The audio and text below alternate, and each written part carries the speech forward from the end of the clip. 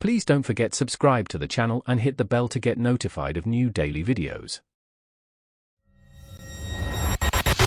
Moving into my first apartment felt like a real milestone. I just landed my dream job in a city I'd never lived in before, and this tiny, third-floor place on Elm Street was all mine. It wasn't fancy.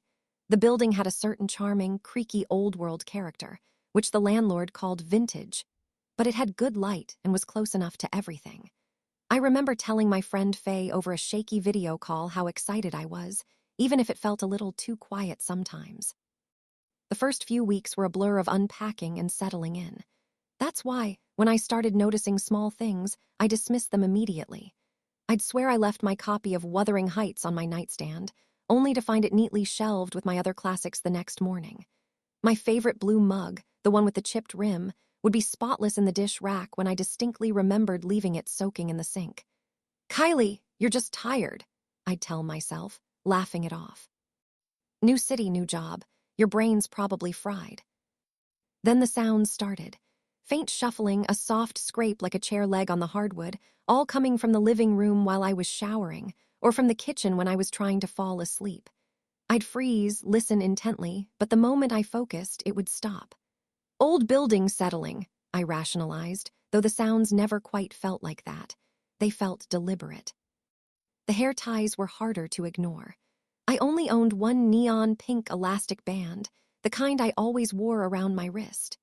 One morning, I found it neatly coiled around the base of my hairbrush, while the one I'd sworn was on my wrist was now on the bathroom counter. I started keeping a mental inventory of my possessions, a silent battle against my supposed forgetfulness. My reflections began to play tricks on me. In the dark glass of the living room window at night, or in the polished surface of my antique wardrobe, I'd catch fleeting glimpses.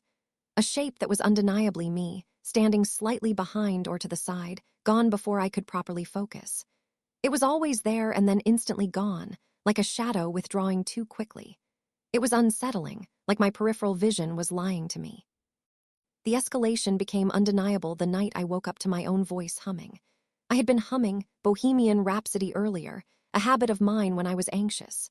Now, the soft, slightly off-key tune was coming from right outside my bedroom door. My heart hammered against my ribs.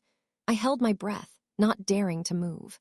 The humming continued for a few agonizing seconds, then abruptly cut off, leaving a silence that felt heavier than any sound. I spent the rest of the night huddled under my duvet, too terrified to even reach for my phone. The next morning, I called Faye, trying to sound casual, but my voice wavered. She suggested I was stressed, maybe seeing things. But then, an hour later, I got a text from Mr. Landers, the downstairs neighbor. "Could you keep it down, Ms. Kylie? All that packing at 2 a.m. is making it impossible to sleep." I stared at the message, bewildered. I hadn't moved a muscle from 1 a.m. onwards. I had been frozen in terror. That night, I felt its presence solidify. I was sitting on my bed, scrolling through my phone, trying to distract myself.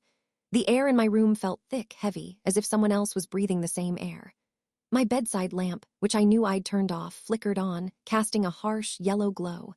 I gasped, my phone clattering to the floor. From the corner of my eye, I saw movement. My closet door, which had a full-length mirror on the back, was slightly ajar.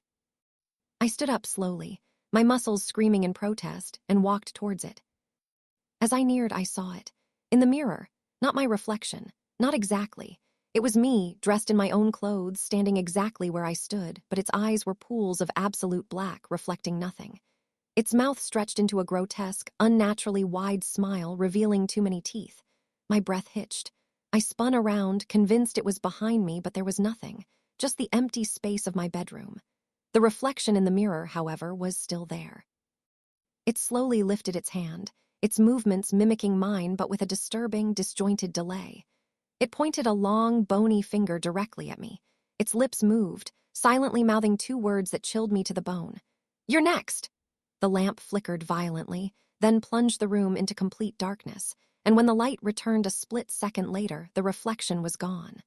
Only my own terrified face stared back, pale and distorted. I didn't pack, I didn't grab anything. I just ran.